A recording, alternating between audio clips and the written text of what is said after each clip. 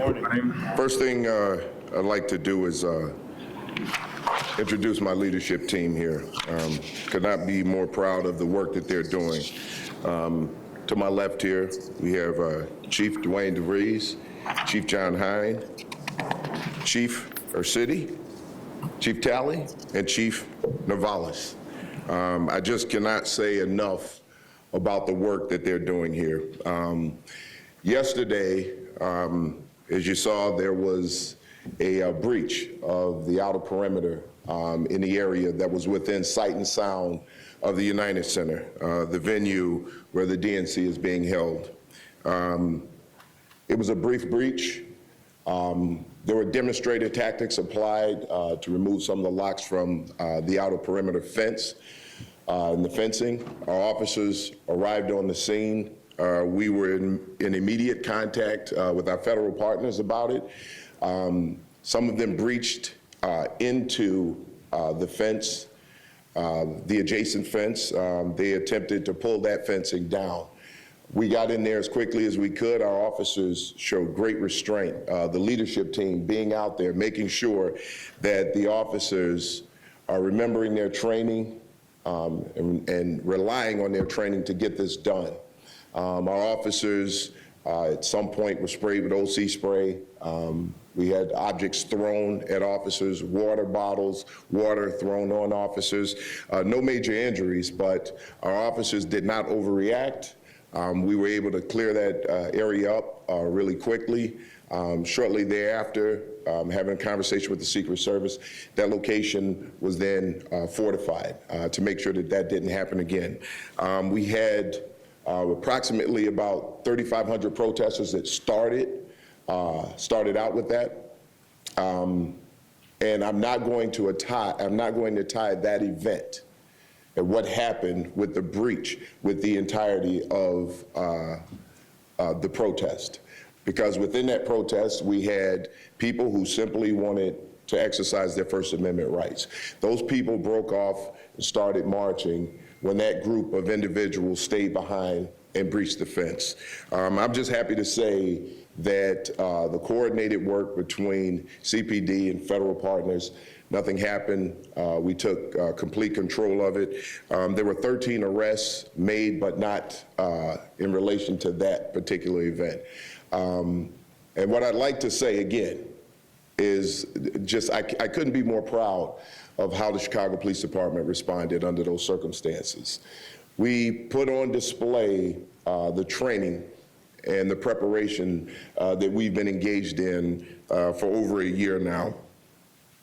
That being said, moving forward, we do expect to see more protests, more demonstrated tactics. Again, we're up to the challenge. The city is up to the challenge, and it's not just CPD, it's everyone. OEMC working together in lockstep with Chicago Police Department, our federal partners, our state, local partners, our mutual aid officers who are helping out.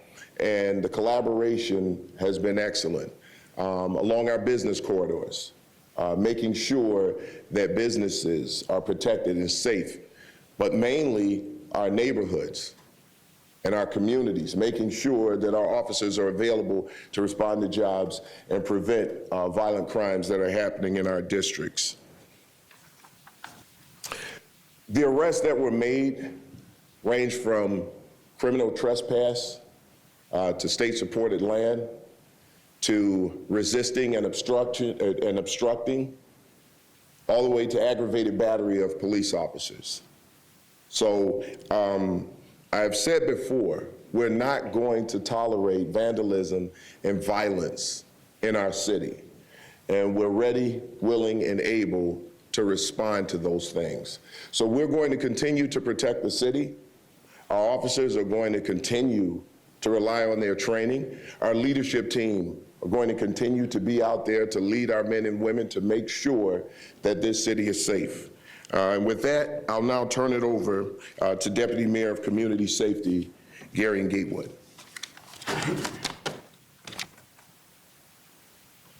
Good morning. As the superintendent mentioned, the city is ready. The city has always been ready. This is what we do. We show up for large events and we coordinate. It's not just CPD, OEMC, and our federal partners. Every city agency understands the assignment that we have here, and is to keep our city safe. From any block that you're on to the DNC, it's our responsibility to keep the city safe. As the superintendent also mentioned, we want people to protest and protest peacefully. We welcome that, we invite that, but what we won't have is people who violate that, people who bring violence and people who cause terror. We won't allow that, we've never allowed that, and we won't start today. We're excited about this day of the DNC and all of that comes with it, but also understand that we're here in collaboration and partnership to keep our city safe, to keep our city strong and continue to move forward. With that, simple enough, we'll pass it back over to Superintendent Snelling so we can open it up for questions. Thank you. Thank you, Deputy Mayor. We'll begin questioning here. Please introduce yourself. Hi, David Struitt, Chicago Sun-Times. Superintendent, the National Lawyers Guild is claiming that 2 of the protesters from yesterday were hospitalized after being assaulted by police officers. Can you please respond to that? Yeah, but it's not being assaulted by police officers. Those police officers responded perfectly, and we've got body cam footage to prove it. They were not hospitalized for injuries. As a police department, anytime we take someone into custody, if they're on medication or they need medication, we make sure they get that. So what we did as a police agency was make sure that they got to the hospital so they could be provided the treatment that they needed when it came to their medication. Good morning, Superintendent. Good morning. Julie Bosman with the New York Times. I have a question about the Behind Enemy Lines protest that's planned for tonight. Yes. Has CPD coordinated with this group at all? Has there been communication? And secondly, what are you expecting from this protest tonight, given that the group has invoked 1968 on their social media? Well, what I can tell you is you never know what to expect from a group like that. But what I can tell you is what I expect from our side, what I expect from our Chicago police officers who are going to be responding to that. And regardless to what they're saying, from the CPD aspect of it, we're going to rely on our training. We're going to stay focused on First Amendment protection, but we're also going to make sure that we protect everyone in this city. It's not one side. We're here to make sure that everyone is safe. And again, we don't have to agree with what one side is saying or what the other side is saying, and they don't have to agree with each other. But what we should be doing is respecting that and respecting people's rights to be protected, number one, and to express their thoughts and opinions. It can't be one-sided. So whatever happens, I can guarantee you this: we're ready to respond and respond in the best way possible. And have you coordinated with the group? Not at this time, no. Superintendent Snelling, Rob Hughes here with ABC7. Just to piggyback off of that, the nature of yesterday was that it was planned and permitted. Tonight, you know, you may not be as familiar with the plans of those protesters as you just alluded to. Will you be prepared to respond with the same number of officers and resources devoted to tonight potentially as what we saw yesterday? So what we have our resources on standby all the time, and we can move resources as needed. And these are plans that we've practiced. We've done this through tabletops. We've looked at situations that rapidly evolve. And how do we respond to those things? Well, we've practiced how we're going to respond, how we're going to move assets around if necessary. So we'll assess the situation as it goes along, and we'll be able to move any type of resources or assets that we need to make sure that we keep that situation under wraps. We are prepared. Superintendent Martin Costi, NPR. Can you break down, you said 13 arrests, but they're not all of them are from the incident at the fence. How many were at the fence, and where were the others? You know what? I'm sure we can get that information to you. I don't want to give you any bad information right now, but I know it was at least maybe 10 arrests from that location. But we'll get you the numbers. We'll get you the information. Nick Blumberg, WTTW. The Lawyers Guild also said that 2 of the protesters who were arrested on Sunday were, held for hours without getting a call and weren't allowed to make a private call in violation of CPD policies and the law. Can you respond to that, please? Well, what I can tell you is we have things set up. I'm not familiar with that particular case that you're talking about, but we can also get you information on that. We'll follow up with you. Jason Navarrete, NBC Chicago. We've seen more fencing going up there along the perimeter of where the protests happened yesterday. Obviously, I think you said it was 3,500 protesters that were there. Will the number of protests going forward and perhaps even more attempted breaches lead to even more structures going up, being erected to protect the perimeter? Well, what I can do is have someone from the Secret Service come up and just talk about that for a second. Thank you, Superintendent Snelling. My name is Jeff Burnside. I'm the Secret Service Coordinator for the 2024 DNC. So this is a national special security event, which means that we take a multi-layered approach to all of our security measures, and we're constantly working with our state, local, and federal partners to evaluate, make improvements, make adjustments, and that's all we're doing. Our plan was in place. Our plan worked. We're taking some lessons learned and making the necessary adjustments. Thank you. Good morning, Superintendent. Carmen Vargas with Univision. Can you explain in detail what are the measures that you are taking to prevent protesters from getting out of control like yesterday? And if you are planning to change your strategy from tonight on? No, there's no need to change our strategies. Listen, we go the direction that we see a protest going. If everybody is exercising their First Amendment rights, it's peaceful, no one is violating the law, there's nothing to change. What we saw yesterday was not a peaceful protest at that location where the fence was breached. It started out peacefully, and those people who were engaging in First Amendment activity peacefully left the park. They left that location. The people who decided that they wanted to commit crimes and vandalism stayed behind. We responded to that event with our officers who were properly trained to deal with the situation. And as a result of it, there was no serious breach that could have been worse had we not been prepared for that. So what we've been training for worked. It worked, and because, listen, we can't account for every situation that could happen, but if we respond to it and we put an end to it before it turns bad, then we've done our jobs. So do we need to change anything? Absolutely not. Our officers responded quickly. They were there in minutes, and they were effective. Just the effectiveness of how our officers responded is what put an end to that situation as quickly as it started. So do we need to change anything? No. Are we looking at things that we can do better? Always. Buenos días, Superintendent. Jorge de Santiago with Telemundo Chicago. How are you? This is a question for your Spanish-speaking officer, Novales. Oficial, ¿podría decirnos de los arrestos y cómo se están preparando para esta noche, donde sabemos que van a haber manifestaciones? Sí, sabemos que tuvimos 13 arrestos en el día de ayer. No todos fueron en la área del incidente.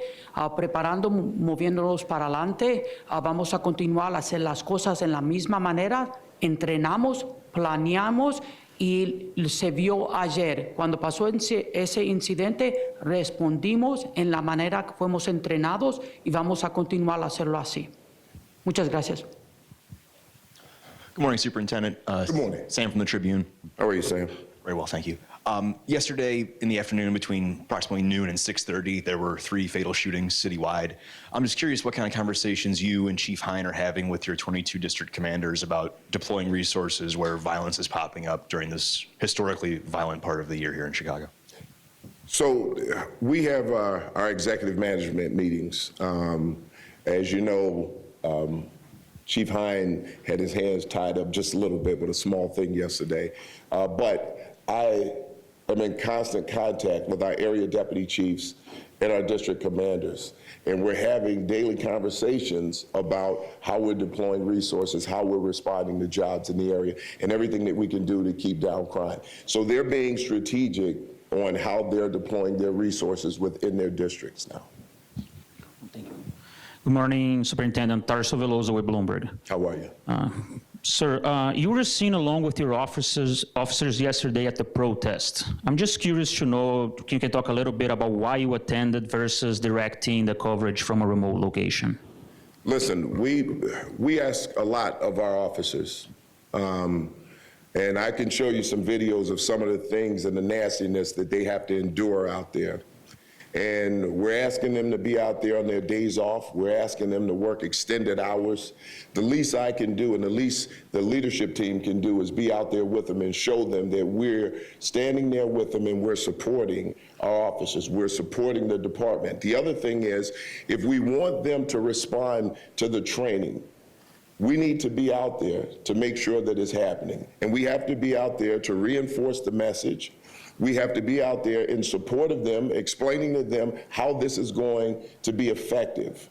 We have a very young department, and a lot of times these officers just need leadership. They need some guidance, right? They're great human beings, and we cannot forget about the human element of these officers out there and the things that they're facing, the things that they're hearing, seeing on a daily basis from a lot of the protest groups. There's a lot of hate-filled rhetoric that's being thrown at them, and the physical attacks.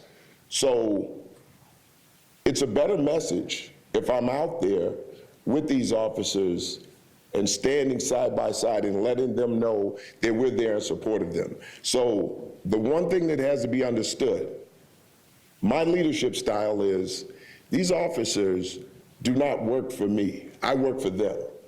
My job is to make sure that everyone within this department has what they need to succeed. Now, am I steering the ship? Absolutely. But if we're not taking care of our team, then we're failing. And that's why you saw such a great response, because it was a top-down leadership effort to make sure that our officers are responding the way they need to. Good morning, Mac Lederman with Block Club Chicago. We were over at Park 578, which I think needs a new name at this point because it's too hard to say. But can you describe, it obviously looks a little different than it did yesterday, so can you describe exactly the additions that were made to the security fence where the breach occurred? You know what, I can have the Secret Service talk a little bit about that. So what I can tell you is that the Secret Service, working with our partners in the Chicago Police Department and other state, local, and federal partners, has looked at that area. We've made repairs to the existing fence, and then we've made augmentations in areas that we felt were necessary. It's just an adjustment as these national special security events happen that we make routinely. Well, I don't want to get into our specific means and methods for operational security reasons. Next question. Good morning, Leah Skeen with AP.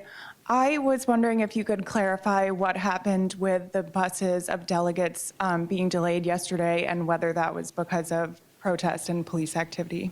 Derek, you want to, or, I'm sorry. So there were some very unfortunate delays with delegate buses entering the DNC. There was a cascading effect. There was a bus accident, a very minor accident, followed by a mechanical failure that closed one of our entrances, and that compounded traffic delays. We are working to make adjustments to our routes. We are working to make adjustments on our timing for that. Thank you. No. Oh, thank you. And just a quick question for Secret Service first. Megan Hickey, CBS News Chicago.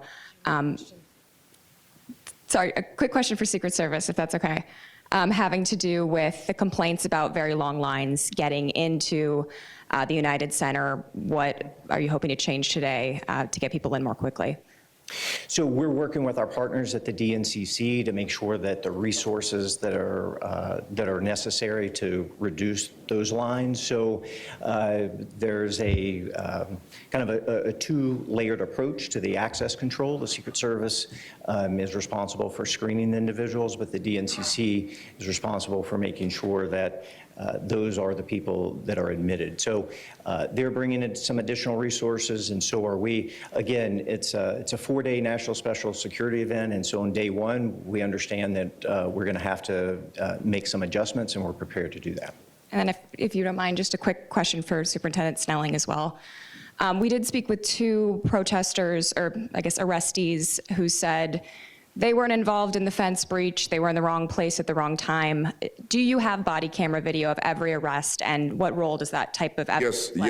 Yes, we do. And sometimes being in the wrong place at the wrong time is indicative of the choices that you make to engage in criminal activity.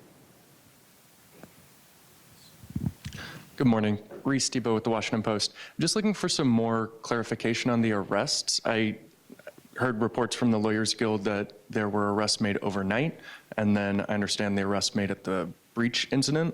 So could you comment on the overnight arrest and just tell us a little more about what? I'd have to get information to you about that because I don't have the information I need to know specifically what it is, but we'll get some information to you on that. Okay. Good morning. Bennett Aberle with NBC Chicago. Superintendent, can you respond to the characterization from the National Lawyers Guild that police were aggressive and at times violent with protesters? And then to that end, would you consider releasing some of the body camera footage that you've mentioned? So what I can tell you is this, it's not just the body camera footage that we have. We have other footage, and we will be getting that information out as soon as possible. But right now, we have people who have been placed under arrest. So we want to get through that portion of it first, and anything that we need for transparency, we will make sure that we get that information out. And your assertion about police being violent?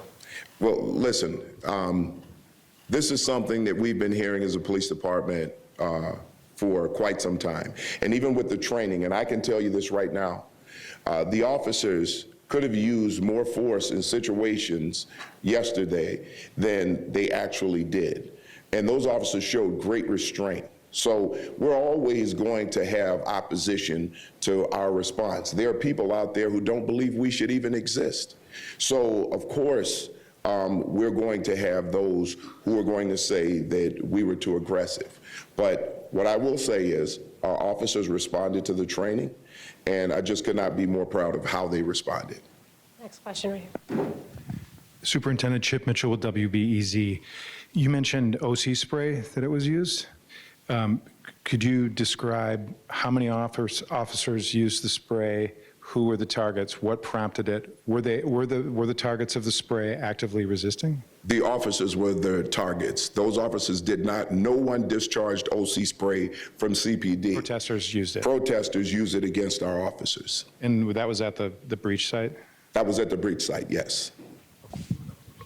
Hi, Roseanne Tejas, Fox 32. A couple of quick questions. One, do you know anything more about the protesters who were arrested that you described as agitators and separate from the group? Are these people who are known to Chicago police already? Right now, I don't have that information, but what I can tell you is this, you know, you're always going to have people within a group that large who have their own personal agendas. And we can't say that we know all of them. You know, we get people who travel here from out of state to engage in their own personal activity. And I'm sure we saw some of that yesterday. So right now, I don't know if these people are known to us, but as we work through this process, we can get information out. And finally, are there other measures aside from focusing on the fencing and fortifying the fencing? Any other security measures that will be different going forward for the next protests? Well, listen, I think fortifying the fencing right now was one of the most important things that we can do, because we recognize a level of demonstrator tactics within the crowd that led to the breaching of the fencing. So we learned something from that. And what we learned from that is what we'll be using to move forward to make sure that it doesn't happen again. So again, as I've said before, as a police department, we have to be fluid. We have to be flexible and ready to change as the situation changes. Last question. Good morning, Emma Barnett with NBC News. Thank you for taking our questions. I just want to know if you're able to share the names of the people who were arrested as well as where they're from. And also, can you describe any injuries that officers experienced yesterday? So I'm not going to share any names of any of the arrestees at this time. But what I will say is minimal injuries to our officers, being sprayed with OC spray. It doesn't necessarily cause any serious damage unless it's some type of reaction to the chemical or the pepper spray. The best thing about the response here is that there were no major injuries with anybody, the arrestees or the officers. So again, I just can't say enough about how the officers responded. Thank you. Well, hold on, I just want to make one point, because this is important.